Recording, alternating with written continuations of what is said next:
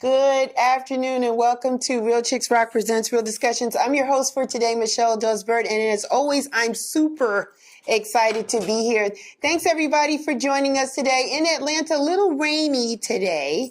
We've had our season of rain. Rain will come, it'll go. Sun will come, it'll get warm, it'll get hot. It'll be 70 degrees and it'll drop down to 30. Just bipolar weather here in Atlanta. So we just try to deal with it as we can. But we're glad to be here. Thanks for joining us. For all the new listeners, we want to say thank you. And all the ones that come back Sunday after Sunday, we thank you. We're always here every first and third Sunday at 2 o'clock Eastern Standard Time. We just want to give you a little background about what Real Chicks Rock is all about. It's all about creatively collaborating and connecting to raise awareness regarding issues that impact women. And we do it by way of community service engagement, public speaking, mentoring, workshops, and the arts. And this is part of the arts, the media portion, because this is where we get to sit down and we talk about topics that impact us. And today is no different. Today, my topic is all about health, happiness, hope.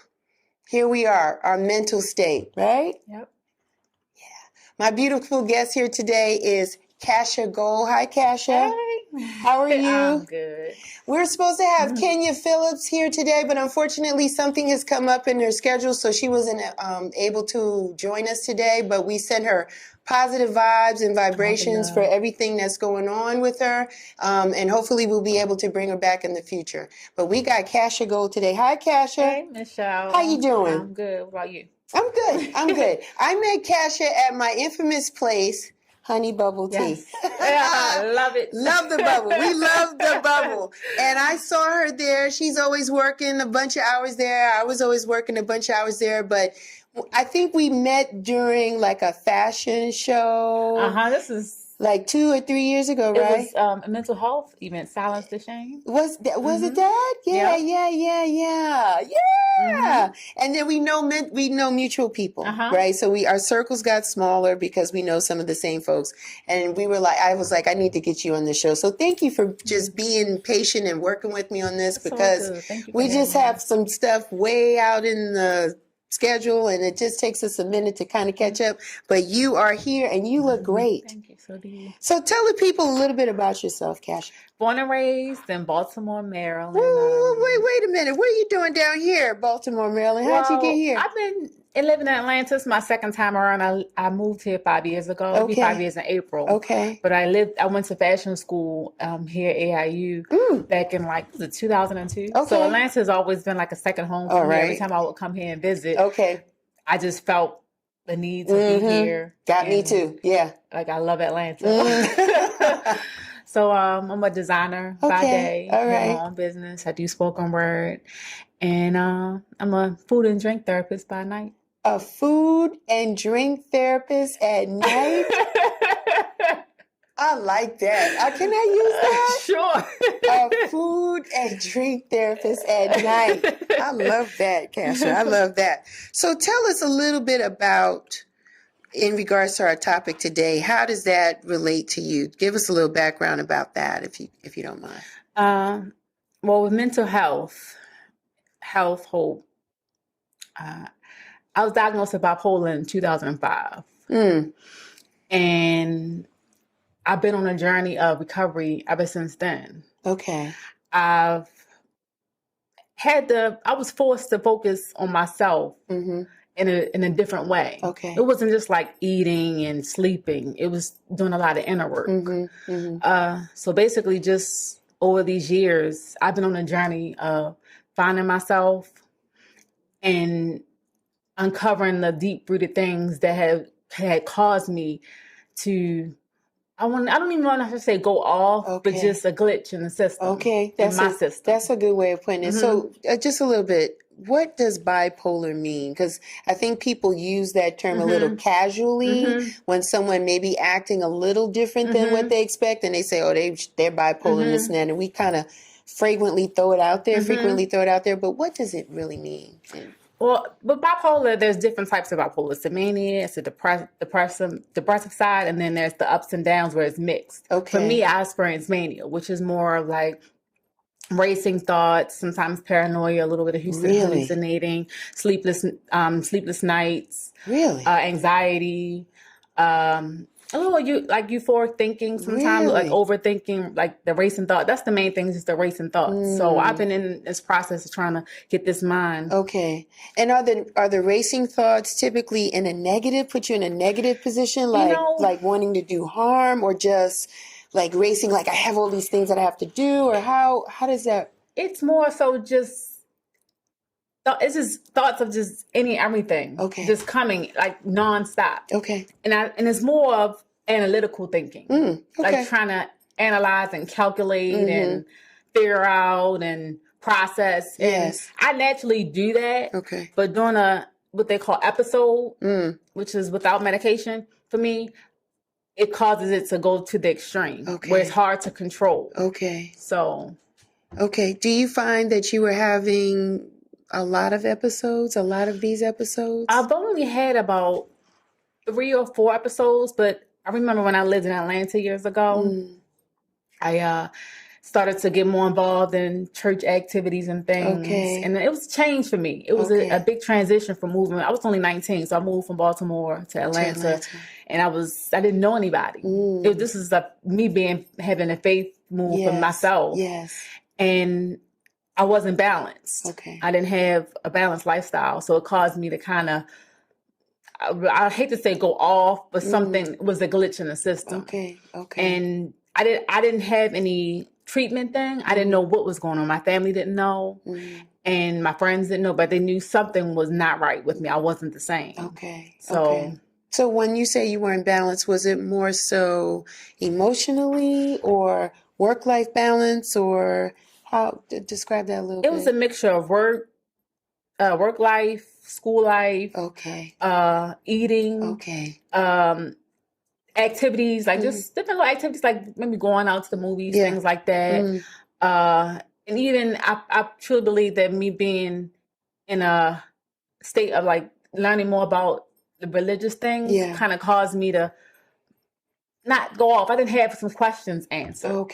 You know, and I feel like I just realized this over the past 3 years that was a trigger for me. You know, and even some deeper stuff. I was in a relationship for 7 years, and that relationship broke from that move, and I didn't have a proper transition to get out. You know, to understand how to transition from one state to another. So that's really important, those transitions, and I'm still just recently realizing that more and more, that a lot of people transition from different things in life, from having a job to not having a job, from somebody being in their life to maybe passing away, to moving from one place to another, relationship stuff. And I found out just recently that having a proper transition is what is needed.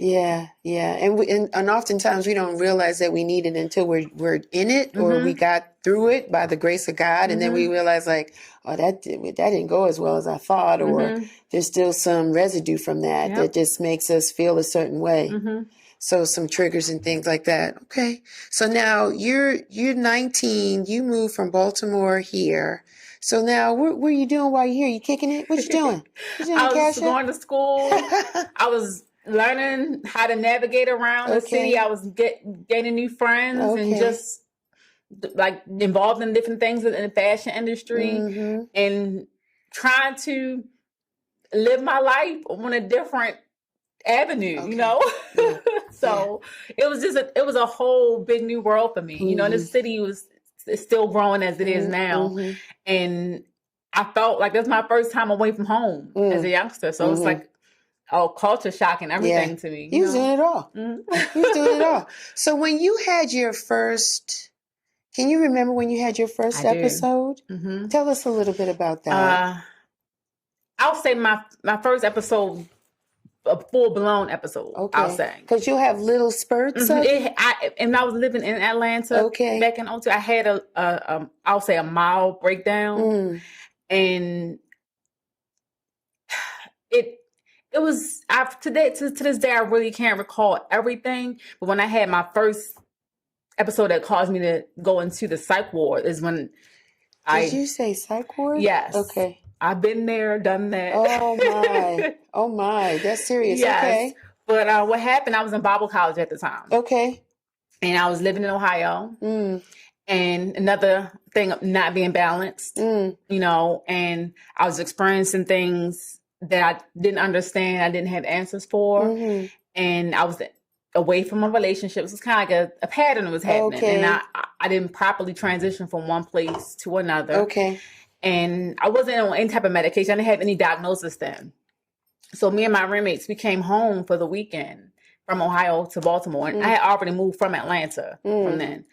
And in the middle of the night, I took my mom's car, took her purse, took her keys and everything. And I just, in my mind, I thought I was going to be on a journey to save the world. I thought I was like going to meet a female Jesus. And, and this is in my mind. This is in your mind. And I was having all kind of racing thoughts. I was stressed out. Yeah. It was, a lot of the mental health experience I've experienced is because of stress. You're stressed. Not properly managing stress also. And I can say that definitely. So I took my mom's car. And I was on a hill, and I was having all kind of racing thoughts. And it was three main thoughts I can recall. One, I was wanting to commit suicide. And I looked over the hill. I was in the car, and I was going to be in that car down that hill. Next thought, I was just having all kind of wild thinking that my mom was going to die in the car. So I wanted to crash the car so that she wouldn't have the accident and die in it. And as I was edging on the hill in the car, that voice, some call it the Holy Spirit, some call it your conscience, you know, that saved my life. I heard it clearly. It was as if it broke through all the thoughts of raciness. And it said, you're not done with fashion yet.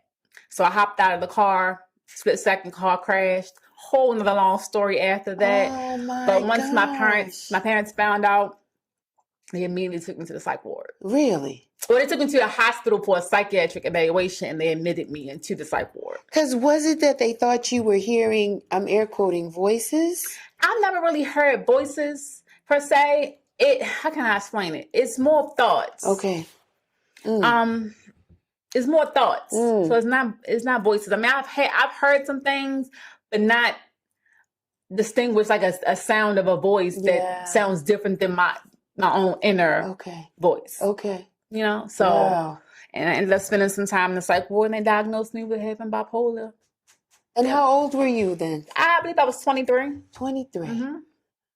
So how long did you have to stay in the psych ward? For the first time, it may have been like, she said for the first time. 2 to 3 weeks. I'm going to turn this way. I'm not even going to look. She said for the first time. Yes. What? About 2 to 3 weeks. And it was a traumatic experience. I would not wish that on anybody. I mean, after a while, like, it became, and this may sound strange, it became fun for me after a while. Only because after a while, I knew that I was getting taken care of. But in the first time, it was like, I've never been to jail, but it felt like jail. My parents nobody could come see me anytime, couldn't use the phone anytime. You had to wake up when they want you to wake up. Eat what they want you to eat. What you eat? Well, that's the fun thing about it. You can pick what food you want to eat. Okay, all right. So you can eat what you want. Keep it light. Keep it light, okay. But it was traumatic. You know, I never forget, as my parents were leaving me, the nurse said, what do you want your mom to bring you from home? I'm like, I want to go home. And she said, well, just bring a pillow. And I spent nights crying on that pillow. Really? I was afraid. Yeah, at 23, because you didn't know. Now, was there psychiatrists and the whole, like, checking you out, talking to you, consulting? Checking your blood every day. Every minute. And the part that was scary was I was out of my mind, but I could still feel vibes, you know? And just having people come and just give you medications till you take it. And I would ask questions like, what is that? And they would think that I was being bipolar, being kind of paranoid just because I was questioning things. And that bothered me, you know? So it's tough. And I mean, I met some great people while I was in there. It's people from all different ages and colors and backgrounds. Are you still connected to those people? A few people. A few of them. So the psychiatrists or the doctors determine or feel that you need some type of medication. You're on the medication while you're there. You do 2 or 3 weeks. This is the first episode. We do 2 or 3 weeks in the psych ward. Then we're released. Are we still on the medication? Yes. And we take this several times a day, or is it one dose a day? For me, it started. I'm not too sure. I can't recall exactly the first medication I was on, But first medication I was on it for maybe like 3 months. And I can say that my parents have been a big help for me to keep me on that track. Because I feel like once you release from the psych ward, it's a whole nother world of treatment. Yeah. You know, you got to see a therapist, you got to see a psychiatrist, you got to make sure you take your meds. And some people, I didn't have health insurance then. So that's another big issue that people, it's kind of like, I mean, I don't know much about jail, so I don't want to, but you release from jail, you got to start a whole new life. And you have to get the things that you need. My parents have been there for me. So when I got out the psych ward, my parents kept me accountable. Okay. You know, especially my dad. I had to take this medication nightly, and I had to start seeing a therapist, which was a good thing because I needed to talk about some things. You know, and I had to. Seeing a therapist for me, I didn't talk much growing up. You know, I was raised as an only child. But just talking about things that are within you and then your experiences, your day to day kind of like interactions and things, it opened me up. And it was scary in the beginning because I felt like trusting someone with your personal life and not knowing this person from enemy, you know, I had to let my guard down in that area. Yeah, you do. So but then that's also that unjudgmental zone, right? Because they don't know you, so they don't have any biases, so they're just kind of listening to it. So, oh, she's rolling her eyes. Wait, let me take it back. So there is bias there. Well, okay, I the therapist, and it's not down anybody, but I had one therapist. It was tough. Because when I went there, she would say things that made me feel crazy. And I'm a poet. And I was explaining to her, sometimes I'll be up at night writing. That's my creative space. You know, and she said, well, that's a part of the bipolar. You're up at night. And I only want to say that to say that it can be tough experiencing having mental illness when people that's supposed to care for you kind of let you down. Come on. I don't even say kind of like they let you down, and it can turn you off. And if I wasn't strong within my own self, I probably wouldn't have went back. But I kept going back. I did. And what did you get out of that though, with those sessions with that therapist? Anything at all outside of how strong you are? Maybe that's it. You know. But I've had some really great therapists in my life. You know, I have Mike. Hi. Mike. That's my Mike. That therapist, he kept me grounded. You know, he fed me what I needed, how I needed it, and kind of let me guide the conversations without taking over. And it was that process with him. He even used my own religious beliefs to kind of bring things to life for me, and I felt like that was important. You know, he didn't make me feel like I was crazy, and. Yeah. Therapists are needed. I'm just going to plug it right here, right now, because most of us being of color, we don't talk about therapy. We won't get help because some of us are living through traumatic experiences, right? And some have just had some just bad losses, whether it was a person, relationships, whatever. Like there's just so much going on with us and we don't talk about it because we are conditioned to be strong. Suck it up. Deal with it, girl. Ain't nothing wrong with you. You know, like the first thing, ain't nothing wrong with you. You know, go pray about it. Let's go get a drink. Let's go shop. Let's just do other things. But there's something inside of you that has to get out. And sometimes going to see a therapist to have those conversations is the help, is the answer. Definitely. Is the answer. And so I want to raise that vibration and allow people to be okay with that. Because again, people are living in these environments where people are telling them you don't need it or you're crazy if you do go, right? But if you need it, go and get it, right? I want to ask you. Can I make a suggestion quick though? Because I feel like finding a good therapist is like finding a good relationship. You know, and I say that from experience. Like finding that connection with your therapist where you vibe and they understand you on a deeper level than just the surface and that mental illness. That's so important. And I encourage anybody, if you are looking for a therapist, do your research. Don't get messed up if that first one, a second one, a third one may not be a right fit. Keep searching, you know. But it does take a while to get that cadence right or that relationship right. So we can't even quit on that. Even if we feel we got a good one, we still got to kind of build where we're comfortable trust enough level and and we're everything. getting to the space where we're dealing with our issues with ourselves. I want to ask you about the medication. Okay. Did you experience any type of side effects while on this medication? Well, the medication I take now, I've been on it for about, what is this, 2020? Yeah, Maybe 2020, since get the vision. 2007 or 8. And it's been beautiful. The main side effect that I've experienced is weight gain. It makes me crave. Now, I might look kind of trim now. She looks but good. I have had to fight my cravings. You hear me? Like, my weight has been up and down because I've kind of been trying to get it all balanced and managed. But I have to, like, not eat certain things. And it's hard. It can be so hard. I mean, I do treat myself every once in a while. Okay, we all do. But I'm natural. My natural state is being thin. But when I first started taking medicine, I gained like 50 pounds in 3 months. Really? It was so humiliating because people at church would kind of be looking like, "Are you pregnant?" and me touching my stomach and asking me. And it was just like I didn't know how to deal with it. It was tough. Yeah. Because going from 50 pounds in 3 months. 50 pounds is 50 pounds. Like I went through changes with clothing, and I still do deal with that. Just trying to get to my right weight. Really? And I feel good now. I've been working on it. Yeah, you know. But thank you. It's been a struggle. So that's the main side effect that I've experienced. That you've had. Just from the medicine. Internally, I don't know what could be going on. I have to get my blood checked often just to make sure that my cholesterol levels are good, and it can cause diabetes also. So that's why my diet is so important. I have to get my blood checked. Okay, but you're not diabetic now, no, right? Okay, not at all. Yeah, okay. I try to keep track of all that stuff. Okay. So because now that you're diagnosed, Cassia, how has your family? I mean, you talked really good about your mom and dad, so we are thankful for them. But like other members of the family or your friends, did they kind of ostracize you or embrace you? Or I don't know what to say to Cassia.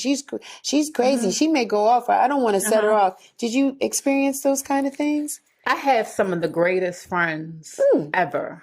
Nice. You know, my parents, when things first happened to me, my parents made sure that they covered me. Okay. And they made sure that they didn't expose me until I was ready. Come on, Mom and Dad. Yeah. So that I'm grateful for that. Yeah. Some of my closest friends did know just because I was gone for 2-3 weeks. They want to know where are you? What's going so I had on? to reach out to them and let them know I had friends come visit me in the hospital too. But my friends have been great. Okay. Like I have some of the most amazing friends. They just have helped me along the journey. I have a few friends that actually stepped in and filled the gap in a few areas where my parents may have not been able to, fulfill. But can I just say one example that I'm forever grateful for? So along this journey, I ended up going back to school for fashion. Okay. And I had an episode. I was afraid that it was going to happen, and what happened. I had an episode while I was in design school. Okay. And one of my friends, Nancy, she came to visit me all the way from Florida to Baltimore when I was having an episode. She came to fill in the gap and went to school with me to make sure that I had my assignments and things. I didn't want to drop my classes because I was still trying to recover from the episode. And I never forget that, her just coming, being there, making sure. And she's been there on several occasions. So I love you, girl. Yeah, so that's good. So you've got the support system in place. Yes, and I'm glad you said that support system. I feel like for anybody, everybody needs a good support system. Yes. Especially people that may seem strong but are going through things. For me, my parents have been there, including my stepmother, my dad's wife. She's been a really wonderful part, and like even filling in those things that my mom may not have been able to be for me. But just my close circle of friends, they've accepted me. They have never rejected me. They've just been there to talk to me when I need to. Night times. I have a friend, Tammy, like she came to just be with me when my parents couldn't be there. And that's important, just to have people that you're accountable to say, hey, to take your medicine, how you doing, and check on your strong friend. Yeah. And so even though you're taking the medication, you're still in the medication, do you have a sense of when you might be experiencing a mild episode? I do. Well, for me, when I start losing too much sleep, that's when I feel a little something coming on. But the medicine I've been on has been keeping me stable. So I have more control of it. I can say that if I did dig too deep into religious things, like trying to figure out too much stuff, it causes me to kind of go down into that road in my mind and start racing thoughts. Okay. But I found that rest is necessary for me. It really is. I know it's like this sometimes in society say, grind hard, sleep less, don't sleep. I'm sorry. I need to get my rest. I gotta get some rest too. I have to because it helps me be able to focus more. I gotta get some sleep too. I tap out. I'd be I'm tapping out. I'm going to bed because then I make irrational decisions. I become emotional. I get moody because I'm tired. I'm like, I'm going to bed, and then I have a clear perspective for the next day. So just for the common person, I think rest is essential and proper diet and all that. And we'll talk about that as well. I want to talk a little bit about faith. Okay. All right. I guess it's apropos. Today is Sunday. Most people will find themselves in some place of worship on Sundays. Did you find that your faith really helped you through understanding, being diagnosed, being bipolar, going through the psychiatric ward, coming out, just dealing with life? What has your faith been helpful for you? It has. My faith has been... It's been a major support for me. Okay.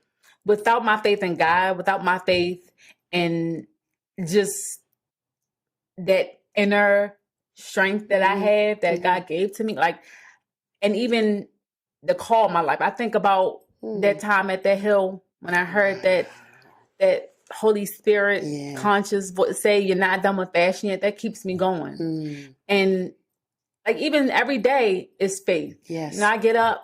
It's like, okay, what is today going to be for me? I know, that's right. Yeah. What is it going to be? And I'm trying to focus more on now, creating moments versus being so futuristic and being in the past. Because my mind will take it there. I'll start thinking about things that happened to me and get down. Yeah. And I'll start thinking about the future, and it's like, okay. Then you get overwhelmed. Yeah, it's like all this stuff to do, this list of things to do. I got to do this. And at the core of it, it's like, all right, God, all right. Just be. Yes. Yes. Just be. So faith for me has been, I don't even know what other word to describe it. It's just been a great support. Yeah. Incredible. It's been incredible. How do you deal with your day-to-day? What is a typical day for you, Cassia? What does that look like? Okay, so I go to bed when everybody's waking up. What is that? Because you're doing the food, the drinking things. What's up with that? And I wake up when everybody's stomachs are growling for lunch. Oh my gosh. So I'm either sewing, posting, checking emails, sending emails, sourcing that. It's just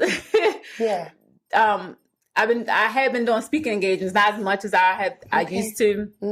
And I'm a mental health speaker. Yes, you are. And I'm trying to think. It's just every day has a different. I'm trying to learn how to manage it better, but I've incorporated working out with that. I was doing Pilates, but I'm venturing on to do some jiu-jitsu. It's hard to say that word. But that's a new thing. I'm going to work on it, and I found that helps with the mind in so many ways, and also working out. So, but my days are just spent just growing my business, and I do a lot of reading, focusing on my inner self and other things. So I want to talk on the speaking because you do, and you speak to kids, don't you? I have, you've talked to students. What has been the reaction? Have you felt that people come up to you, some of the kids, and said, "Thank you for coming. You've helped me because I've had these thoughts." Or so, how has that been for you when you talk to kids? Kids. When you say kids, you're talking about like teens, right? Okay, teens. I've had teens come up and tell me stories of like how they've experienced things and they needed help and they didn't know what to do, and they felt more comfortable at opening up and sharing about it. I had people come up and tell me that their friends had experiences with mental health and they wanted to know how to be there for them. I've had people tell me, like teens come up and say, well, their parents have mental illness and it has helped them to learn how to deal with them better. So it's been amazing. I think my story, and I really shouldn't say teen, it's been college students. Okay. I've expressed my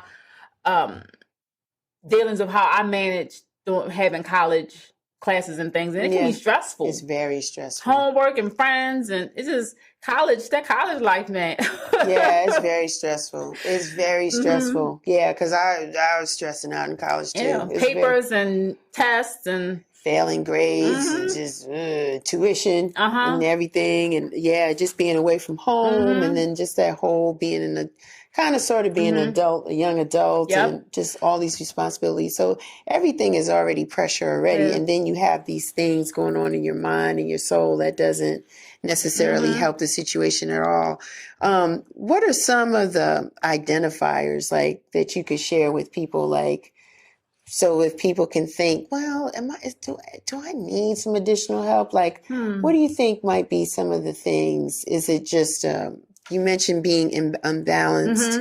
Is there anything else that might be going on with you or with someone that could be an indicator of their health, the state of their wellness?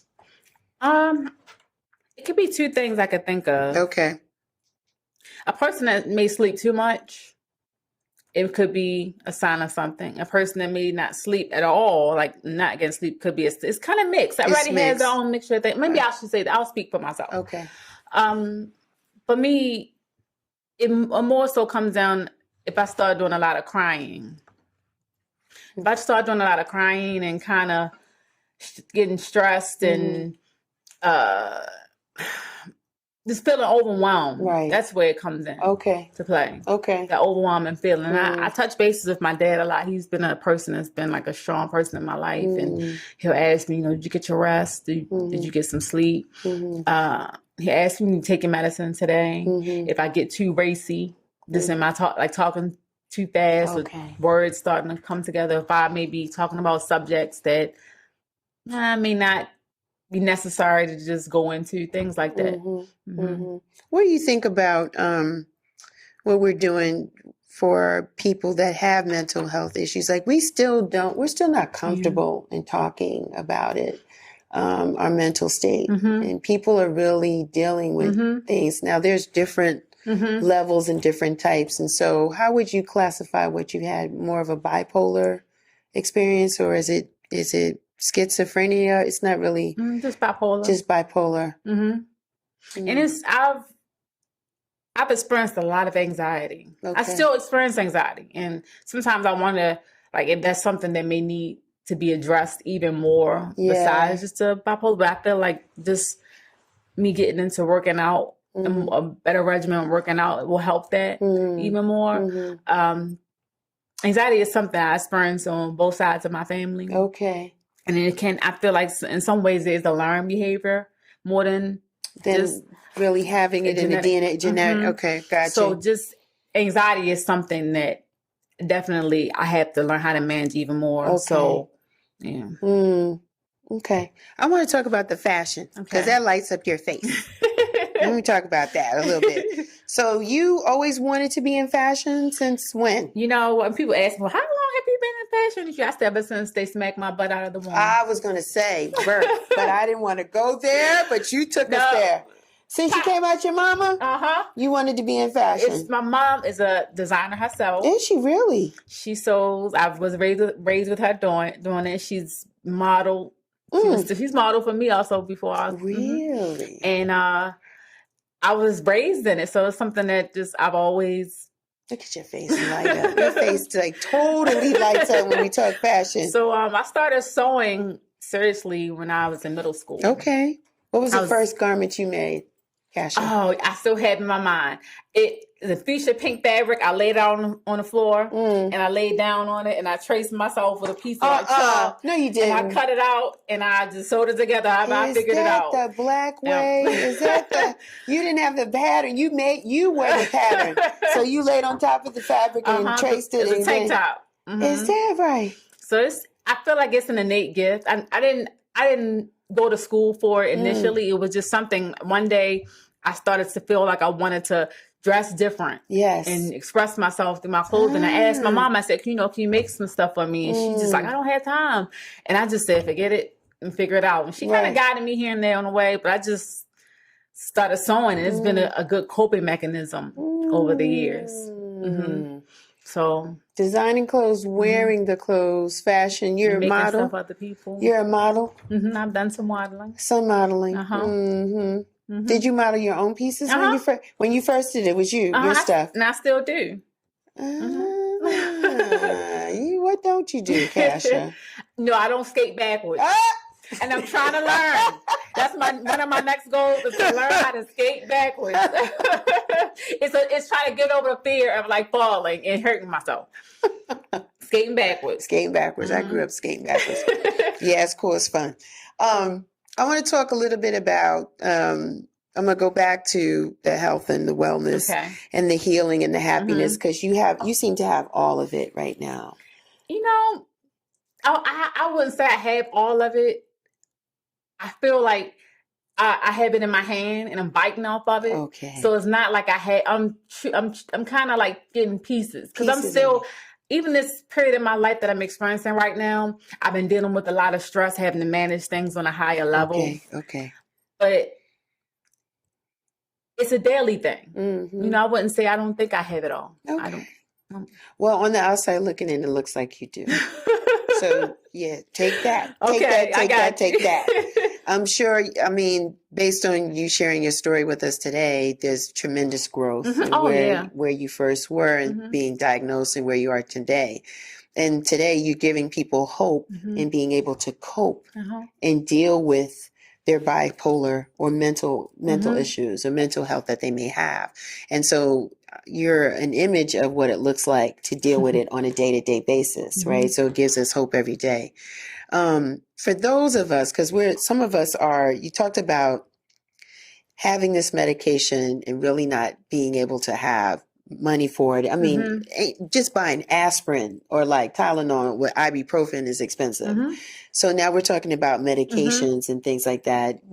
Did anybody suggest or recommend any kind of alternatives outside of the medication or not really? I did try alternative methods for a more holistic approach with herbs. I don't think I properly allowed myself to go through the process in the right way. So I can't really speak on that. But I can say that something one of my doctors told me years ago, that the medicine is 10%.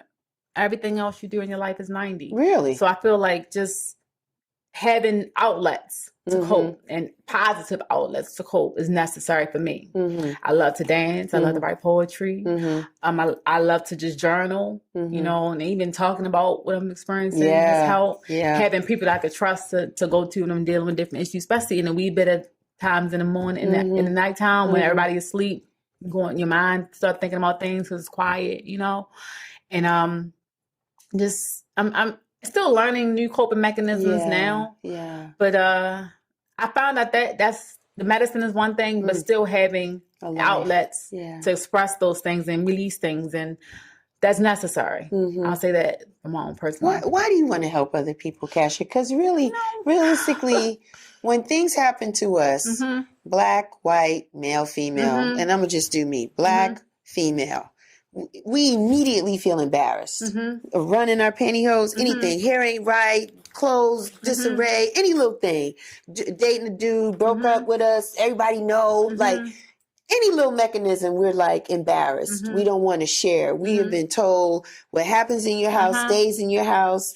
Don't be all telling people your business. Because why do you want to help people? Why are you so transparent with your story? It's like it gives me life to give someone else life. All right. I feel like it's just a transfer of positive vibes. Excuse me, just knowing that I could help a person not cry that one tear. Not to say that crying is bad, but it just makes me feel like I've done my purpose to be able to help somebody else. And it does get tough, because sometimes I have people that come to me and help me, and I feel like a part of my purpose is to give back too. Okay. And I want to give back even more than I do now, you know? So it's just, it feels good. It feels like the right thing. Okay. You know? That's a fair answer. I'll take that. I want to ask you this, because you know who you are, right? Being bipolar. Do you feel that may impede, I'm being devil's advocate, That's okay. impede a family or a relationship dynamic, or you think it's okay? What do you think? I'll say this. It's not for everybody. Okay. Come on. Help the people, Cassia. It's not for everybody. Everybody can't deal with what comes with having a mental illness. Okay. And it has impeded some relationships. But I feel like what's real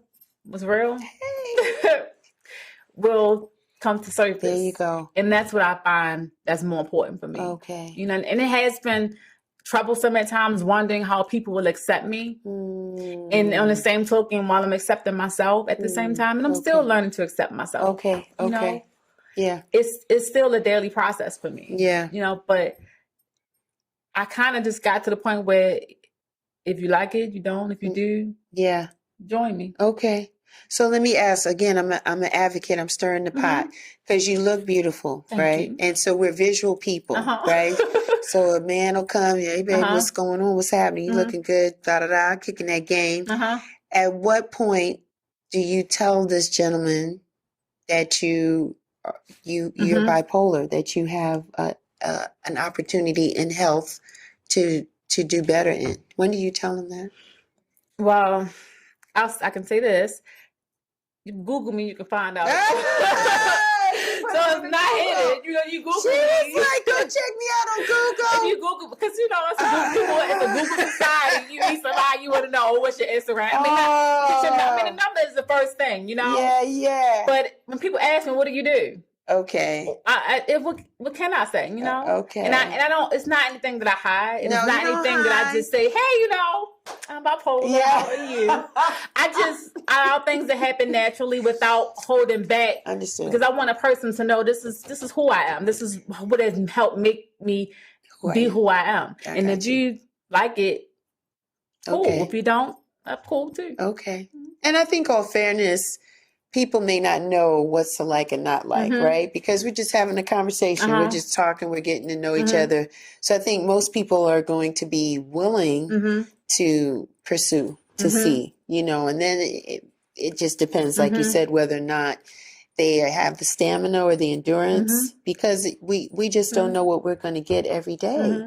And even us that are not bipolar, we don't know, right? Just be fair. Let's keep 100. We don't know. But when you deal with mental health issues and opportunities and challenges, it tips the scales a little heavier in one direction than the other. So it takes a special kind of person that's strong in themselves, at least, because you're focusing on how Cassia can be Cassia every day. So there may not be always an outlet for you to pour into other people the way that they may want it, right? Is that fair to say? Okay. Y'all be warned. But I can say this. I'm telling you, that's what it is. All right. I have had my share in my just relationships and meeting guys and things like that. Yes. I've experienced wonderful relationships with men. You know, things haven't turned out. Okay. But that's okay, because that's not always, everybody's not always to be that person. I mean, that's what relationship dating is, you know. But I've had relationships with men actually went to therapy with me. Really? Now that's good. Yep. And we've talked about things, and I've actually had help with learning more about it just through research with people. Like the guys come up to me and say, hey, you know, this is what I found out through my reading. Really? So it's beautiful. Yep. Man, I'm commending the dudes that step through. Yes, I like that. I understand. I don't have any rings on my finger yet. Not yet. But then, again, this is optimistic and hopeful conversation that we want to give people, because there are people that are struggling or thinking that things are impossible for them because they can't get a handle on their mental health. I'm going to tell you this. I hear my dad's voice say, as long as you take care of yourself, that's all I care about. Okay. And I feel like my responsibility to take care of myself is to not only take care of myself, but to make sure that nobody else has to see me in that state. Right. And worry about me in that state. I got you. You know, I feel like I have to take my medicine. I have to focus on maintaining his mental health so that I won't put that burden on anybody else. And that's why I guess things have been, I mean, not to say that everybody has their own journey and their struggles and how they get to a place of being strong and being balanced and being whole. But while you're on that ride, it's like, just take care. That's the important thing. Take care of yourself. Yeah. That's what I would encourage anybody. Focus on taking, and then sometimes it has to be of telling other people, I'm sorry, I can't right now, but saying no. You know, because it's like on a plane. They say, put the mask on yourself first, then the next person. Yeah, that's what they say. You know, self-care. So I was about to say the self-care. That's the magic words. That's the self-care. And you know, regardless of our mental capacity, we got to take care of ourselves anyway. I think oftentimes we neglect ourselves, and then that burden is put on somebody else to kind of step in and do it. It's like you want to be loved, but you ain't really loving yourself. Let me look in the camera when I say that. You want to be loved, but you're not really loving yourself. You got to start first with yourself. So that is the antidote for anything across the board, across the line. So that's some awesome stuff. I was selfish, very selfish, because I never gave the number to the show. If y'all wanted to call it. Cassia's my guest today. So if you guys have any questions about her experience with being identifying as having a bipolar illness or mental health, give us a call at 470-251-4343. I want to talk more about you. You look good. Now, did you make what you're wearing today? This is one of my creations. It's called Hoover, H-U-V-A. And it's a hooded scarf. It can be worn in so many ways. Like if you kind of feel like you want to, you pulling out your Hoover. I got one too. You can wear different ways. You can wear it belted. You can cover it up. You know, when you're feeling a little like chilly. I don't look as good in it as she does, but this was mine. I bought when we met long time, like a couple of months ago. I love mine. I wear mine all the time. It's very comfortable. And you have different types of materials and fabrics that you can do, and different colors and all that kind of stuff. And I've seen some gorgeous looking men in this on your Instagram. Am I telling the truth? Yes. Yeah, I've seen men wearing it and styling it. So have you done a show with the Hoover? Not yet. What you waiting on? The official launch is in this fall. Oh, so this is not official. This is like because you know me kind of thing. It's a kind of sneak peek. It's a sneak peek. I love mine. Yeah, this is good. So it comes in different colors, different textures. So there's like one I could wear for the fall, winter, and then you have one for like summer, spring. So you can wear it all the time. Stand up. Let's see if we can see the whole how far it goes. Look at you. Look at that. Back and kind of. And if you want to take the butt off and wear it like this. I like that green. Just wrap it around and just kind of. Yeah. It's for every season. It is. Airplanes, restaurants, movie theaters. And what gave you the idea to create something like that? You know, I saw this hooded scarf online that didn't look like this, but it was similar. Okay. And I like wearing scarves. Okay, me too. And I like the whole hoodie effect. And the way it looked, it inspired me to kind of bring it as a drape even more from what it was. So it's kind of like a mixture of two things that I put together. Yeah. So yeah. That's good. It looks good. You wear it every time I see you got it on. So I was like, yeah, you wearing that. So how can people get that or we have to wait until it's officially launched? Actually, I'm taking orders right now, the custom pieces. And it's on HooverClothing.com. HUVACLOTHING.com. Say it again. Spell it again. HUV in the Victor, A, clothing.com. Okay. You spoken word. You're a poet. Yes. You had a spoken word. You did spoken word last week, I think, right? Yeah. So you still frequent in doing that as often as possible, right? As often as possible. Have a new open mic night on every Friday from 6 to 9 at Cafe Lucia in Midtown. Is that right?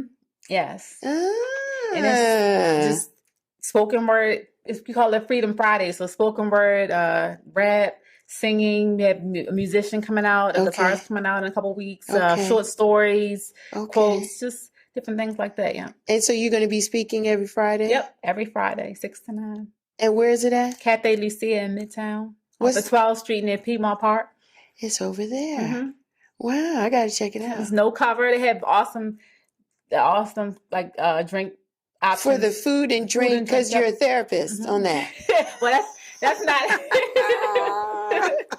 You're a food and drink therapist, so I can go and be a food and drink therapist and listen to spoken word on Fridays. That's not my that time of night is not the food and drink therapist type of. Okay, that's more of the whole spoken word. Gotcha. Part of me that night. Okay, okay. So we got fashion. We're a designer. We're a poet. We do spoken word. Anything else that we do? I'm a dancer on the low. Is that right? Yes, I love dancing. Many people that know me from I saw your videos. Like, I love dancing, and it's something that I've been trying to get back in shape really? to do. Yeah, I do. That's and I was raised growing up dance. I remember I was a part of dance groups. We would dance on the corner for money in Baltimore to raise funds for outfits and things. I would make our clothing and things like that. So, yeah, I love it. And that's something that it's something I haven't really got back into like I want to, but it's on my list. You guys can't really feel it in the room, but hopefully you can see it if you're watching. But her energy's on 10. You are like so excited, and I see you often, but I think you're like truly glowing today. Thank you. I think it's the work that you're doing in yourself to make sure that you are like feeling your best. And I hope that people walk away with some sense of encouragement to say, like, whatever they're doing, that they continue to do it and maybe turn it up a little bit more. But I think the takeaway is really what we eat, how we treat ourselves, and more importantly, what we think of ourselves too, is what I think is what I'm hearing, that, you're not crazy. It's just, we may need a little help. We may need to go talk to a therapist. We may need some form of medication. That's necessarily a bad thing. But if you have the endurance and you can do the research to understand alternative methods to get wellness, we just want people to be well. Live their best life. And I too, like, I get overwhelmed by what's to be done. Like today I woke up, I was like, I got a lot of stuff to do today. Today I was like, I gotta be here and there and do it. And I was just like, whoa, and just, I can only take it one step at a time, but I don't want to rush through it and then miss the moments. Cause I totally get it when you say it's about living in the moment right now. It's not about what I did yesterday or how I was a couple of years ago. Cause we had some green room conversations with it being around Valentine's Day. There's just like a sense in the air, and we feel like, people might be struggling with some things just emotionally. People are leaving before their time. People are grieving. There's loss. There's just a lot of different things that are going on. And so we don't want to come down on anybody, but we want to encourage people to just kind of figure out what's going to work for you to kind of maneuver through this thing called life, because it's ever changing, right? It's a difficult space to be in if you let it, right? Definitely. So if we try to figure out what works for us, then we can try to balance through this, and then we might be all right. Yeah. Because we living in the moment. Yep. Yeah. I want the moment. The moments are hot. The moments are hot. And when they come, they go. Yeah. It goes like this. I can say one thing I realized through all my traumatic experiences with having mental illness, I prayed to God. I said, can you just give me some new memories? Really? Give me some new memories to keep, to like not shove the old memories away, but just to give me things to remember that are good for me. Okay. That feed me good and won't make me feel sad. And I think that's what I try to stay focused on, is creating good memories. Okay. Some kind of way, any way I can create good memories. Yeah. Well, we hope that today is one. It is. That marks down is a good one for you. We're glad that you're here. How can the people find you? Where are you? CassiaGold.com is CassiaGold.com. And if you want to hear more about my mental health journey, it's thegoldjourney.com. That is THE, thegoldjourney.com. Now, is this a nickname for you, Cassia It is Gold? a nickname for me. It's ever evolving. Is there? I won't ask you for your government name, You but can, it's fine. Okay, what's your government name? Keziah. Kezia. Beautiful. And Gold is your government name as well? Look, see? Ever changing. I'm not going to hold on to it too long because it may morph into something else because you're always growing and doing something else. Okay, so they can find you. You're on Instagram. Yes, I'm on Instagram and Facebook. It's IAM CASSIA GOLD. So it's Cassia Gold on Instagram and Facebook and Twitter. If somebody has any questions, could they reach out? You can reach out to me, but can I reach out to you? Sure. Because we want to try to help people. Definitely. We want to try to. So slide in our DMs if you got a question on health, like who's her therapist, like those type of things. If you need, like, how do you get going with therapy, medications, things like that. Doctors that possibly because she's doing very well, and we want people to do well too. And so hopefully we can provide some information to help you get on the right track for yourself. Because it's still new in the year. It's 2020. And our vision is clear. So we don't want anybody to struggle with any kind of mental health this year. If we can help, we're not alone. You're not alone. We're going to do it. Sometimes I'm off too, but I go lay down. It's okay. I go lay down when I'm not right. I'm like, I'm tired. I'm checking out. I go and go ahead and do it the next day. So you're on Twitter, Instagram, and Facebook. Cassia Gold. Thank you, Cassia, for joining us today. This was nice. I am Michelle Does Bird, Real Chicks Rock. I am everywhere. I still am. I'm on Instagram. I'm on Twitter. Real Chicks Rock, of course. Instagram, Twitter, Facebook. We got the website. Yes, realchicksrock.com. You know what? Look, listen, look at that. You see that dope t-shirt. Come on, yo. You see these things here. You know what it is. We still pushing. Chicks Rock. Come on, we still pushing them. We got some new ones we're going to launch. We got some teasers that's coming up. So fasten your seatbelts on that. I got a dope staff of people. I got staff.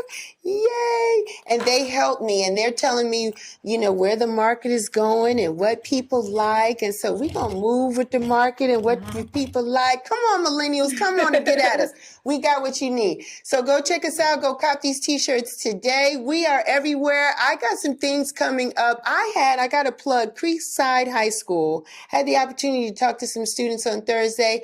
That was fun. It was a technology and innovation class. Thank you, Dr. Bird, and thank you, Mr. Rains, for inviting me. It was based on me speaking as a panelist on a panel discussion for CEOs of Tomorrow held by Fulton County's own Commissioner Natalie Hall for District 4. We did that in October, and so then people have been getting at me to come and speak at different places. So I say thank you so much. I'm going to come back to Creekside High School in Fairburn really soon. Just let me know a date, and I'll be back, and I'll talk to some more people. And we talked about the importance of entrepreneurship, so it was really great. So I encourage anybody that if you have an idea, a concept, go see it through. Like, work that idea. Work it, because I work for corporate America, and those that really know me know my position on that. So if I can help you in any kind of way become an entrepreneur, what you need to know about the importance of a business plan and structure and marketing and having a strategy and all of that good stuff, and the importance of social media, I'll do what I can to help you. Ask my lovely intern, That's my time, guys. Thanks so much for joining me today. Until next time, thank you, Cassia, for being here. Until next time, you guys take care and continue to rock on. Bye.